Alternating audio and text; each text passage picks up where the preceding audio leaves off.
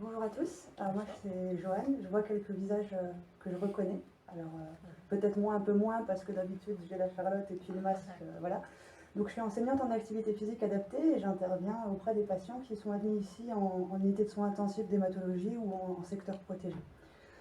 Donc je vais vous parler de ça en tant que soins de support, rejoindre un petit peu ce que disait Adeline sur l'importance des soins de support et sur l'accompagnement qui dure dès le diagnostic et jusqu'à l'issue, quelle qu'elle soit, et en quoi on peut participer, alors même si on ne guérit pas en termes de pathologie, participer au bien-être, à la qualité de vie et à l'autonomie des patients au travers ce chemin.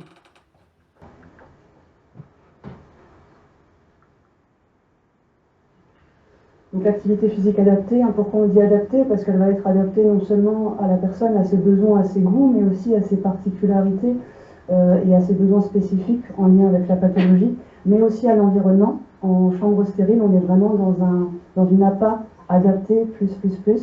Et je le dis, je le répète, parce que c'est encore pas assez ancré, même si on progresse beaucoup.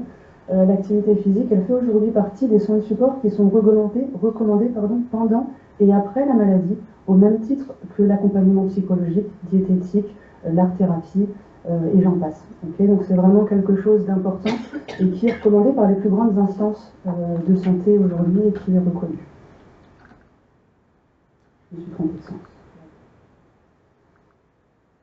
Alors pour la petite histoire, hein, d'où ça vient, j'ai commencé à intervenir ici en 2018 quand j'étais encore étudiante sur la fin de mes études et on a essayé de pouvoir maintenir du lien avec l'Université de Lorraine et le secteur protégé de Mercy pendant les premières années, donc par l'intermédiaire dans un premier temps de stagiaires. Après est arrivée la pandémie Covid-19 qui nous a un petit peu freinés dans nos élans et ça nous a permis quelque part en fait de créer quelque chose d'un petit peu plus grand et notamment de préparer et de mettre en place une étude interventionnelle, alors un petit peu dans le même genre que les études dont on parlait tout à l'heure sur les médicaments.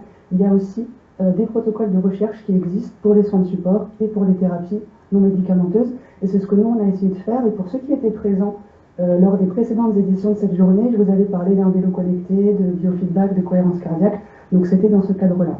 Et c'est ce qu'on a pu mettre en place entre novembre 2022 et décembre 2024. Donc l'étude, elle s'intitule activité physique adaptée, exergaming et relaxation par biofeedback de cohérence cardiaque. Donc je vous épargne le long titre, mais en gros l'idée, voilà, c'était de voir qu'est-ce qu'on pouvait obtenir comme bienfait en termes de chiffres, de manière objectivée, sur les bienfaits de l'activité physique, autres que ceux qu'on connaissait déjà.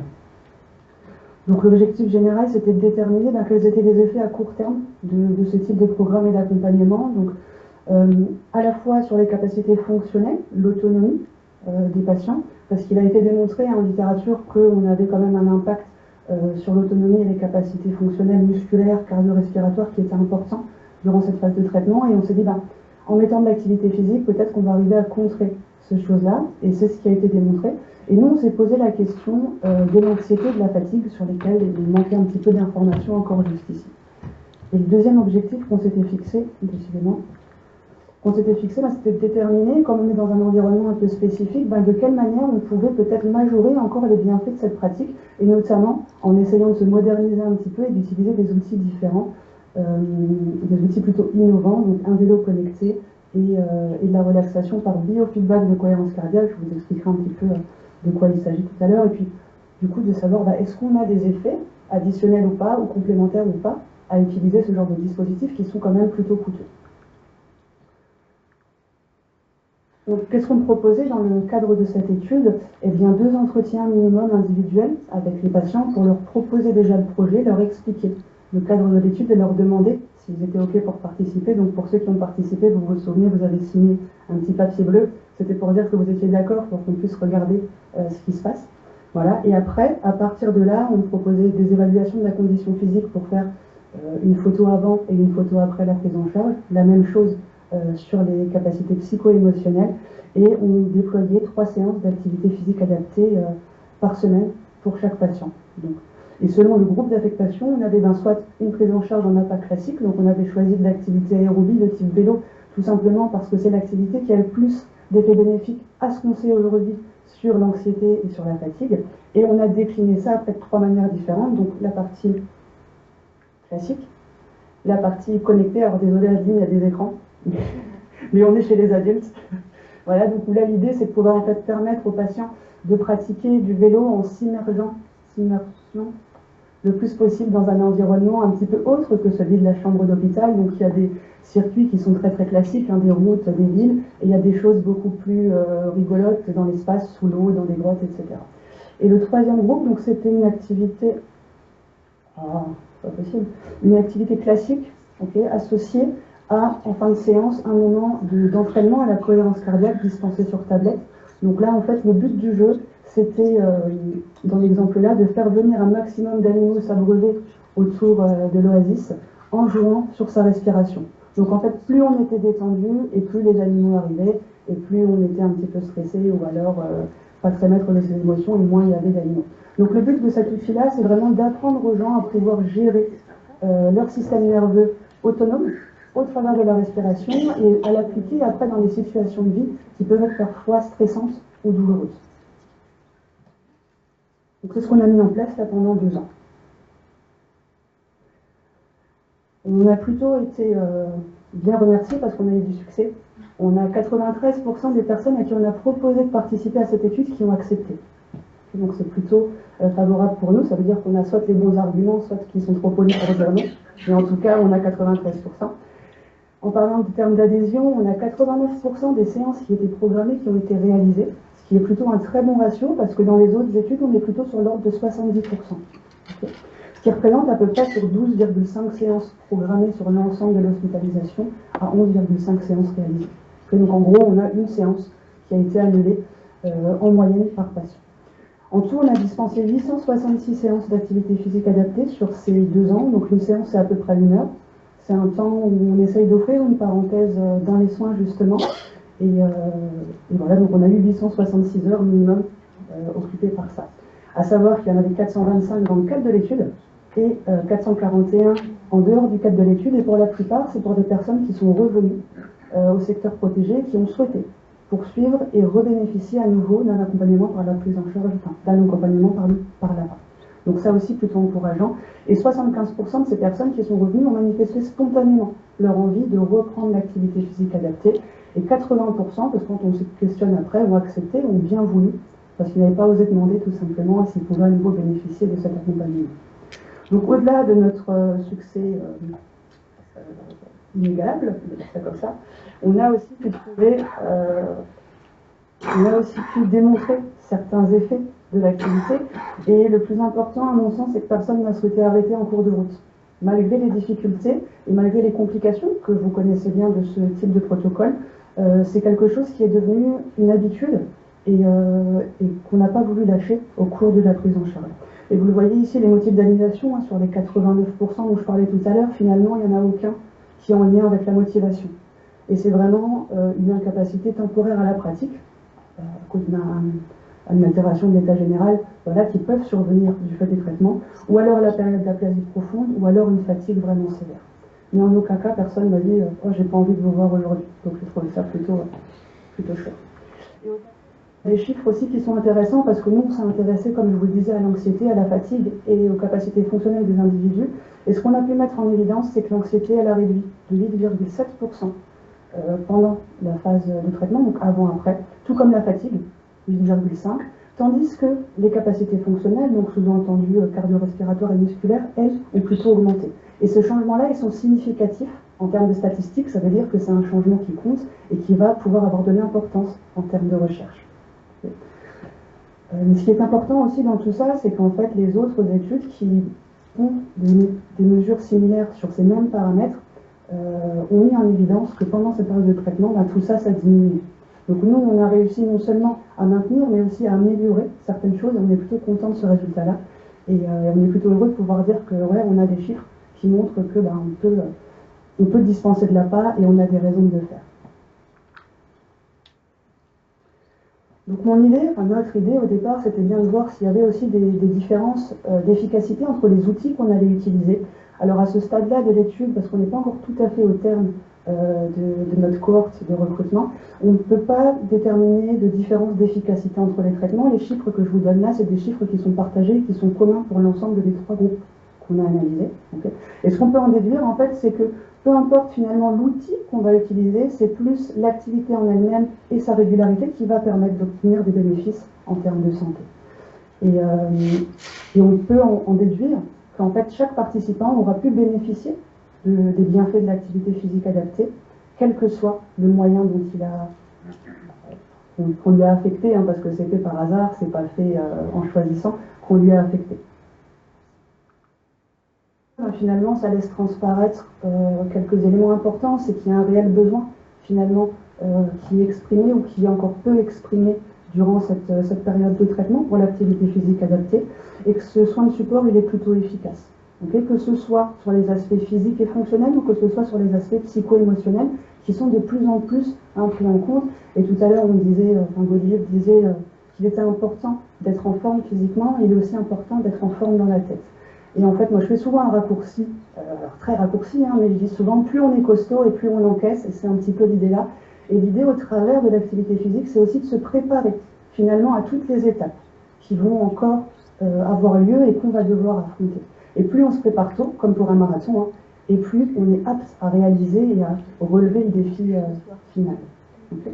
Donc on a aussi pu démontrer la faisabilité de l'APA, parce qu'on a vu qu'en mettant 3 séances par semaine, bah, finalement le service il continuait sa vie, hein. C'est-à-dire qu'on ne les a pas embêtés, en tout cas j'espère pas trop, Johan tu nous diras, durant leurs soins et durant leur routine de journée, et l'adhésion à la pratique qui est quand même un bon point pour nous. Encore une fois, tout ça, ça n'aurait pas fonctionné sans la pluridisciplinarité et l'engagement des équipes dans ce projet, que je remercie vraiment beaucoup, parce qu'ils ont véhiculé les bons messages, que ce soit les médecins, les infirmiers, les AS ou alors les agents de technique des surfaces. Voilà, tout le monde a vraiment participé à sa manière à défendre ce projet-là, l'importance de l'activité physique, et c'est ce qui fait aussi que ça fonctionne. Donc où est-ce qu'on en est aujourd'hui? Vous avez vu l'étude, elle a commencé à s'arrêter, on va dire ça comme ça, en décembre 2024. Et grâce à l'Eucémie Espoir, depuis ce mois-ci, depuis la semaine dernière, pour être tout à fait exact, j'ai pu remettre les pieds dans le secteur protégé pour pouvoir à nouveau proposer les services et un accompagnement par l'activité physique adaptée pour les personnes qui y étaient admises. Donc on fonctionne un petit peu différemment cette fois-ci, puisqu'on est en dehors du cadre de l'étude, on est un petit peu plus libre de nos mouvements, mais on reste sur les mêmes bases. 2 entretiens individuels minimum, 2 bilans de la condition physique minimum, et on est sur 2 séances pour l'instant supervisées par semaine. La séance elle dure entre 45 et 75 minutes, toujours dépendant en fait de l'humeur du jour, de la forme du jour et de l'envie du jour. Et là où ça va différer, c'est qu'en fait on va proposer des choses un petit peu différentes, où vraiment l'activité ou les activités vont pouvoir être laissées au libre choix des individus qui pratiquent, pour qu'ils puissent s'approprier et aussi ce moment et faire vraiment en faire quelque chose qui leur plaît. Donc on peut prendre une ou plusieurs ou changer d'activité toutes les semaines, il n'y a pas de limite là-dessus. Et voilà. Après, sous quelques recommandations quand même et sous quelques supervisions pour qu'on conserve l'efficacité, mais globalement c'est ça. Merci pour votre attention. Et, je vous écoute si vous avez des questions.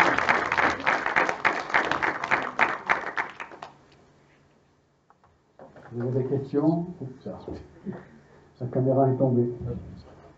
Ouais, moi je suis déçu. Comment? Au vélo connecté? Oui, oui, oui. Ouais. Avec les animaux qui me voient.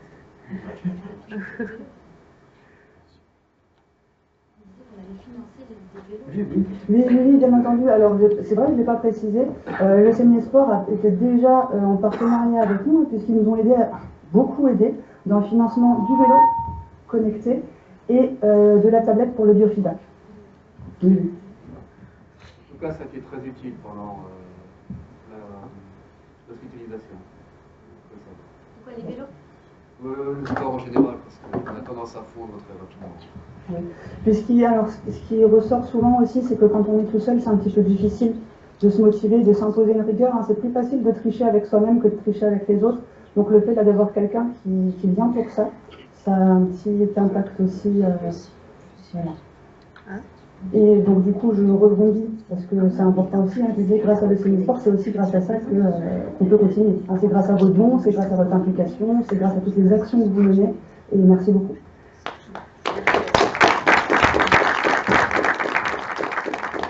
Et sans dévoiler les résultats, qu'est-ce qu'ils se préféraient des patients? Globalement, chacun est assez satisfait de la pratique en elle-même. On a quand même un petit penchant pour le vélo connecté. Ah. Voilà. Mais sans différence significative pour l'instant, en tout cas. C'est plus des retours un petit peu informels. Voilà. Après, tout est dépendant, encore une fois, comment dire, des préférences des personnes, c'est-à-dire qu'il y en a qui sont pas du tout écran et pas du tout connectés, et pour qui c'était beaucoup plus agréable de pratiquer sur un vélo classique.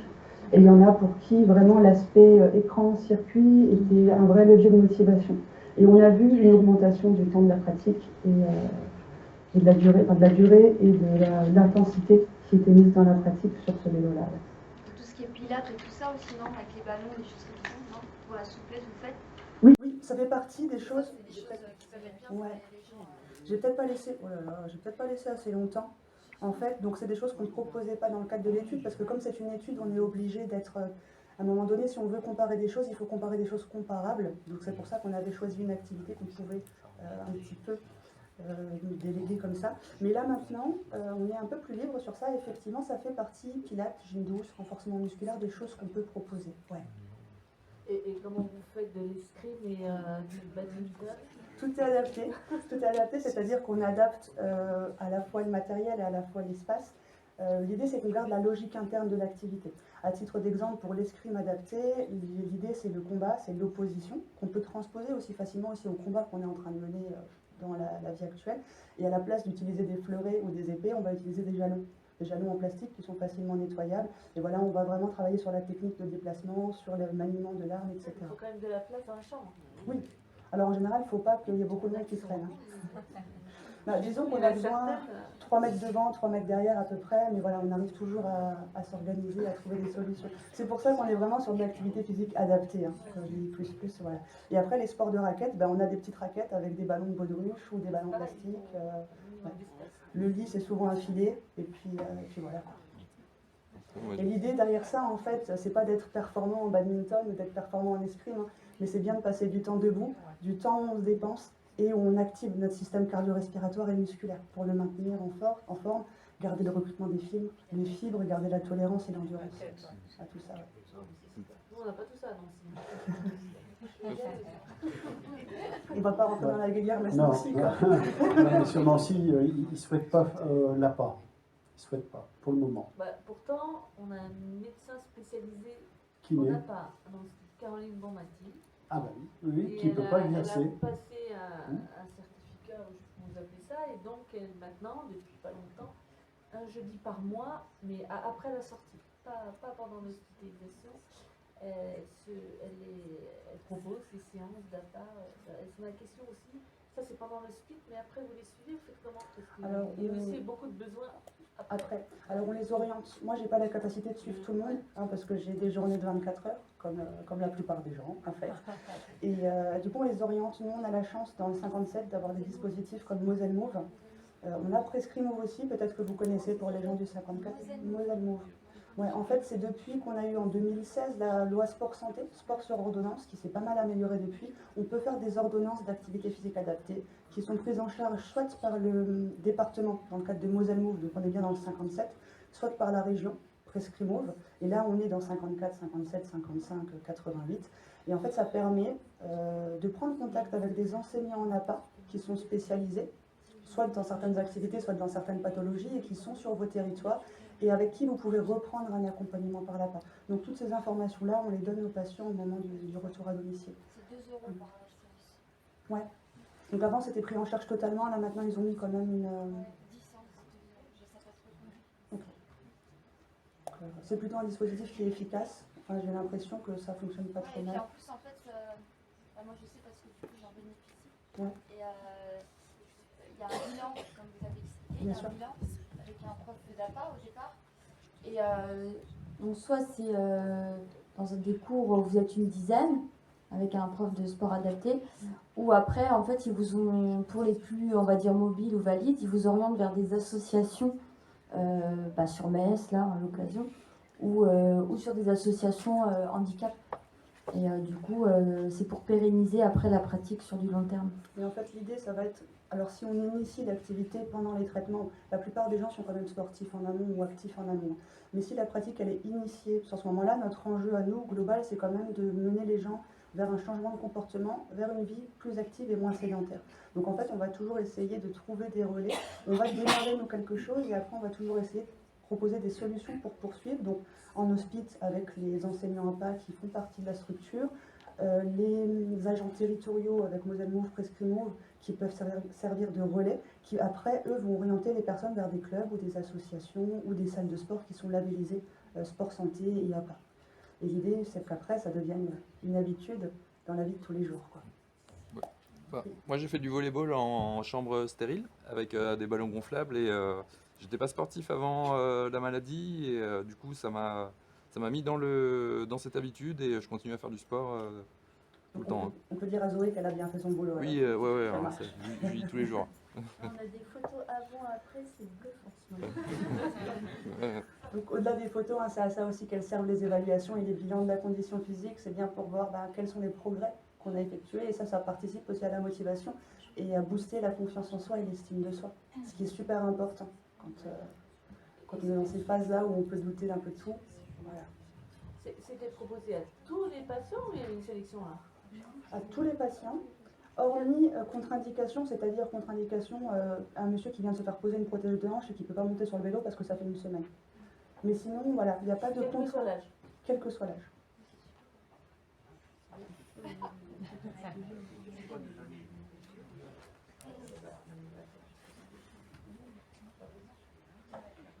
Après, je le rappelle, on est sur de l'activité physique adaptée, c'est aussi adapté aux patients et on se base surtout... Non, mais c'est le taux d'acceptation, parce que ça proposé à tout le monde d'accord. Je ne suis pas sûre que tous les patients accepteraient facilement, mais je me trompe peut-être. Peut-être bien présent présenté. des arguments, je ne sais pas, mais... Après, l'étude, c'était du vélo. Hein, Ouais. tout le monde en fait un peu, je pense, du vélo. Alors, figurez-vous que ça peut être un frein au départ, parce que c'est quelque chose qui est perçu comme pas forcément très fun. Et j'ai dû sortir plus d'arguments pour convaincre pour le vélo que pour l'activité physique souvent. Ouais. C'est difficile de dire non dans cette figure-là, parce que comme c'est présenté, c'est qu'on a bien. Moi, je suis pas sportif. Oui, non, je sais bien. Mais je pense aux personnes plus âgées qui ont un peu du mal de sortir du lit quand même.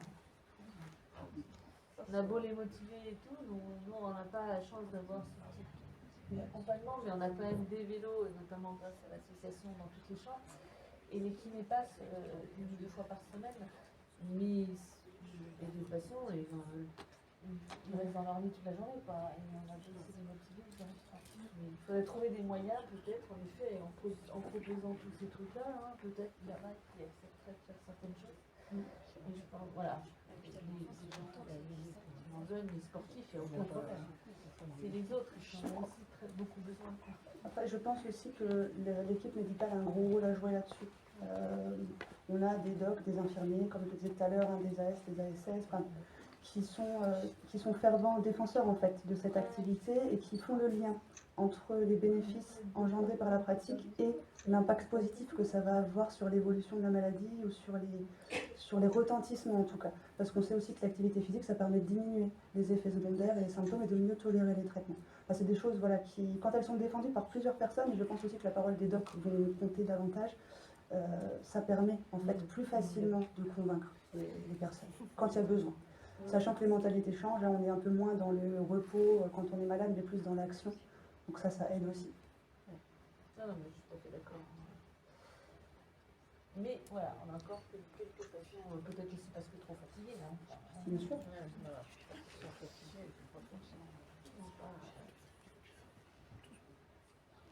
Johan, à ton tour. Merci. Merci à vous. Merci.